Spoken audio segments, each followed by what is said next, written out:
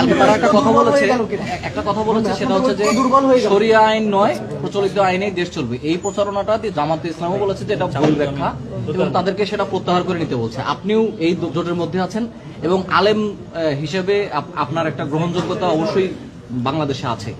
সেক্ষেত্রে এই যে কথাটা, এইটার ব্যাখ্যাটা আপনি কিভাবে দেন? এটা আসলেও ভুল ব্যাখ্যাটা হচ্ছে কিনা, সেটা আপনাদের প্রভাব ফেলবে কিনা আপনাদের উপর এবং জনগণকে? এটা আমি যেটুকু মনে করি, যে কথাটার যে বক্তব্যটা মিরে জামাতের পক্ষ থেকে এসেছে, সেই বক্তব্যের মূল অর্থ হলো যে যেই প্রক্রিয়ার মধ্য দিয়ে বর্তমানে বাংলাদেশ চলছে, যেই প্রক্রিয়ার মধ্য দিয়ে নির্বাচন হচ্ছে, যেই প্রক্রিয়ার মধ্য দিয়ে এখন সাংবিধানিক যে বাধ্যবাধকতার মধ্য দিয়ে আমাদেরকে রাজনীতির ধাপে ধাপে অগ্রসর হতে হচ্ছে, এই প্রক্রিয়ার মধ্য দিয়ে এক দফায় হঠাৎ করে একসাথে একদিনেই ইসলামী শরিয়ার পরিপূর্ণ আইন বাস্তবায়ন করা সম্ভব না।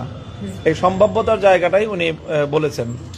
আমি মনে করি এতটুকুই। কাজেই কোনো কথার মধ্যে এখানে মানে কন্ট্রাডিকশন আমি দেখছি না খুব একটা।